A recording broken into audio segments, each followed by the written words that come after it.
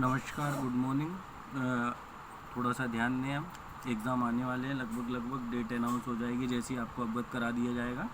और अब थोड़ी सी तैयारी में सटीकता और थोड़ा सा कॉन्सेंट्रेट होकर तैयारियां कर लें, क्योंकि जल्दी से जल्दी एग्ज़ाम की डेट आने की संभावना है। और जैसे ही ऑफिशियल नोटिफिकेशन आता है आपके पास डाल दिया जाएगा। ठीक है, आज हम बात करेंगे losses of DC generator. DC generator की क्षतियाँ क्या होती हैं? जब क्या होता है, जब डीसी जनरेटर में ये मोटर और ये generator MG set motor generator set है। जब क्या होता है, जब ये मोटर से या किसी बाह्य सोर्स से या किसी एक्स्ट्रा फोर्स से हम इसको घुमाते हैं, इसकी शाफ्ट को, जनरेटर की शाफ्ट को, तो क्या होता है, ये इसमें लॉसेस होते हैं। लॉसेस कहाँ होते हैं? इसमें बाइंडिंग होती है, सबसे ज़्यादा बाइंडिंग होती है। बाइंडिंग में लॉसेस होता है, उसको हम बोलते हैं कॉपर लॉस। ठीक है, इसको हम क्या बोलते हैं? Copper loss. और इसको हम क्या बोलते हैं? जो लोहे में क्षति होती है उसको क्या बोलते हैं? Iron loss. ठीक है, कॉपर लॉस और आयरन लॉस। कॉपर और आयरन लॉस क्या होता है? कॉपर लॉस हमेशा काय में होता है, आपकी बाइंडिंग में होता है, और जो आयरन लॉस होता है वो कोर में होता है। ठीक है, तो ये सबको कैलकुलेट करना है। इससे लॉसेस से क्या होता है, एफिशिएंसी क्या हो जाती है, जनरेटर की कम हो जाती है, और इसके कारण लॉसेस होने की संभावना ज़्यादा रहती है। जिससे क्या रहता है, लॉसेस के कारण क्या होता है कि तो बाइंडिंग शॉर्ट हो जाती है या गर्म हो जाता है आपका। तो इसमें क्या होता है, घर्षण का मान अधिक हो जाता है। घर्षण का मान अधिक होने से क्या होता है, घर्षण का मान अधिक होने से इसमें क्या रुकावट ज़्यादा पैदा होने लगती है। और रुकावट पैदा होने से क्या होता है, जो इलेक्ट्रिकल एनर्जी है वो हीट में कन्वर्ट होने लगती है। और हीट में कन्वर्ट होने से क्या होता है, हीट में कन्वर्ट होने से क्या, बाइंडिंग के जलने का खतरा बढ़ जाता है। तो इन सब लॉसेस, ये लॉसेस के बारे में हम पढ़ रहे हैं। ठीक है, तो अब इसके लॉसेस के बारे में पढ़ रहे हैं, तो लॉसेस में सबसे पहले पढ़ेंगे हम कॉपर लॉस।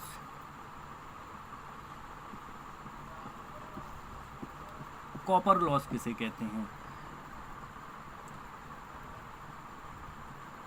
जब वाइंडिंग में या आर्मेचर में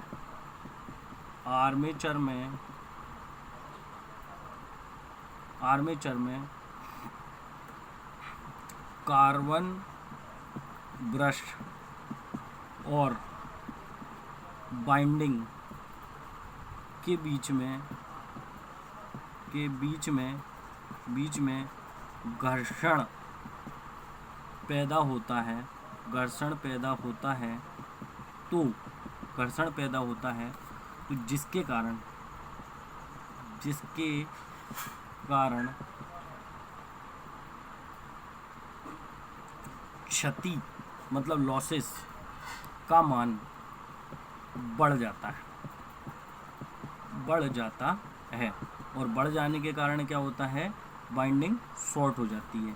यदि हम कॉपर लॉस की बात करें, तो कॉपर लॉस का फॉर्मूला होता है I²R। ये कॉपर लॉस का फॉर्मूला है।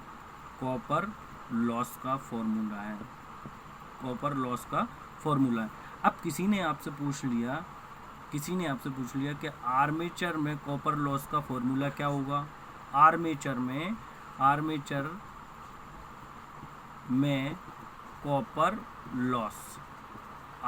कॉपर लॉस क्या होगा? तो आर्मेचर में क्या कर देंगे, IA² + RA। ठीक है, दूसरा पूछ लिया कि शंट बाइंडिंग में कॉपर लॉस का फॉर्मूला, तो ISH शंट के लिए, ²RSH। नेक्स्ट पूछ लिया आपसे, थर्ड पूछ लिया series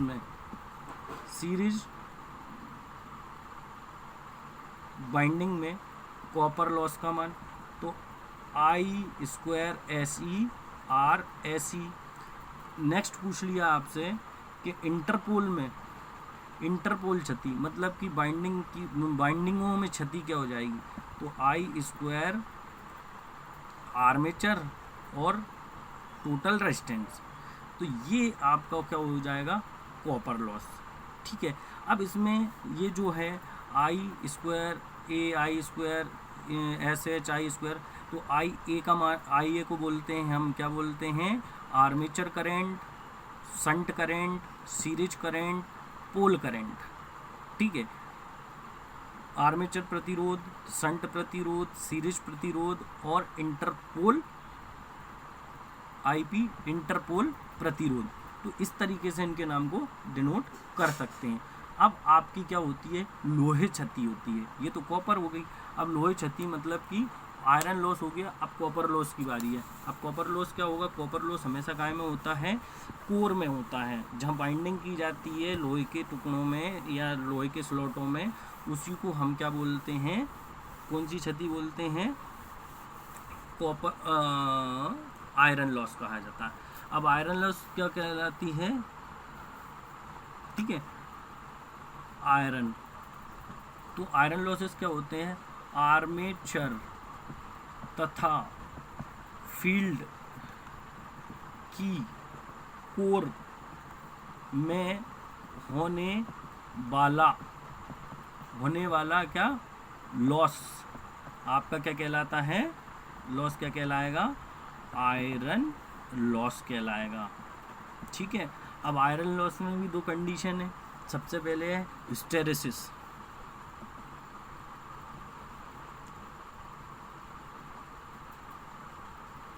hysteresis loss. Hysteresis loss किसे कहते हैं,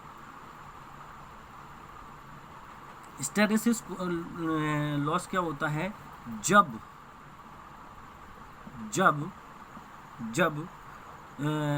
आर्मेचर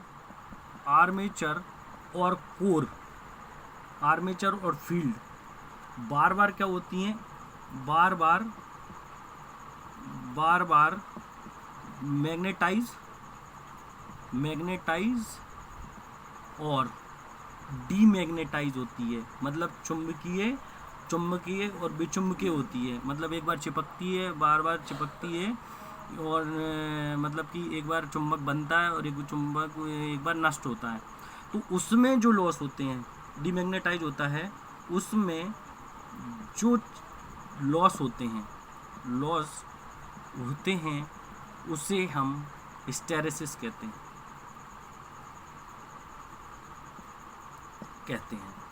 अब हिस्टेरेसिस के फॉर्मूला है, हिस्टेरेसिस को WH से प्रदर्शित किया जाता है, ये ईटा है, ये BM मैग्नेटिक फील्ड, ठीक है, 1.6 F और V, ये फॉर्मूला रट लेना, कई बार पेपर में IMP ये कई बार पूछा गया है कि आयरन लॉस में हिस्टेरेसिस का फॉर्मूला क्या होता है, ये मोस्ट इम्पोर्टेंट है, आप रट लेना, याद कर लेना। ठीक है, ये बहुत मोस्ट इम्पोर्टेंट है।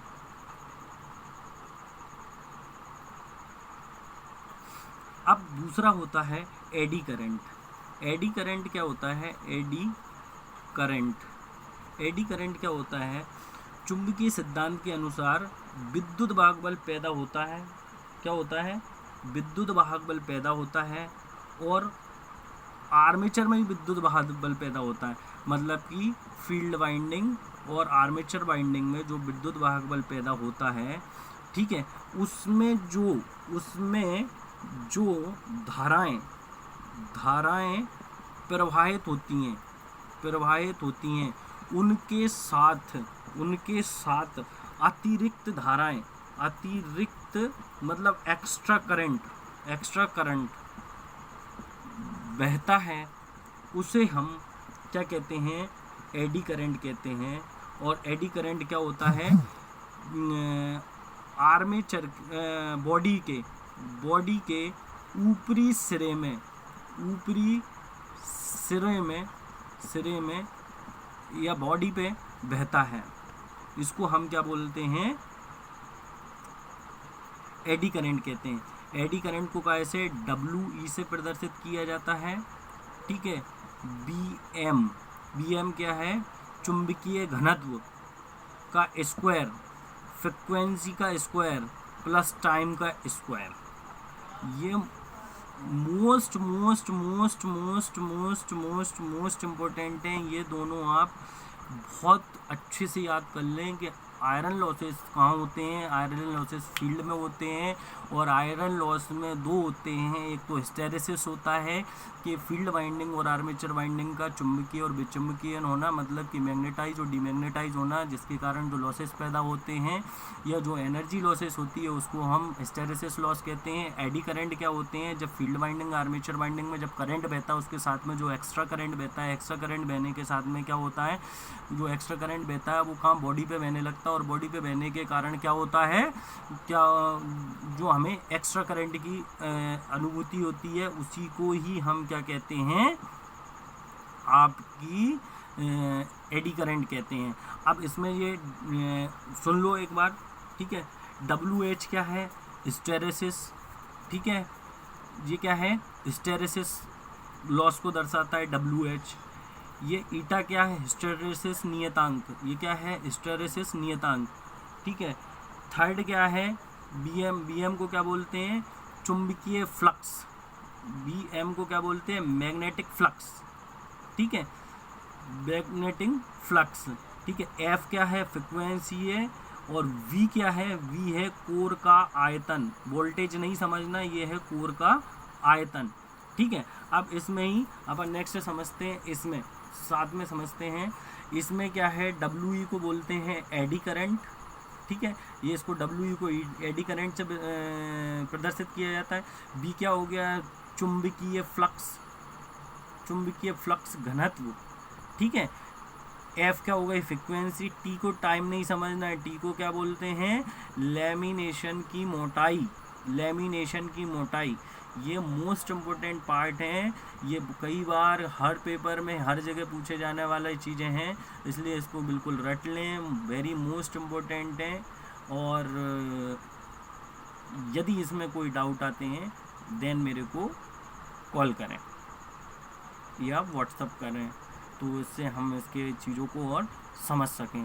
आप इसको बहुत अच्छे से पढ़िएगा, क्योंकि लगभग जैसे ही डेट आती है तो आपको अवगत करा दिया जाएगा और बहुत जल्दी डेट आने वाली है, इसलिए आपकी तैयारी रखें। पेपर में टाइम कम मिलेगा और गैप भी कम मिलेगा, क्लासेस की तो कोई बात ही नहीं है, डायरेक्ट एग्ज़ाम होंगे, तो इसलिए कृपया आप इसका ध्यान देते हुए आपकी तैयारी अब नहीं करिए तो चालू कर दें, ठीक है। धन्यवाद।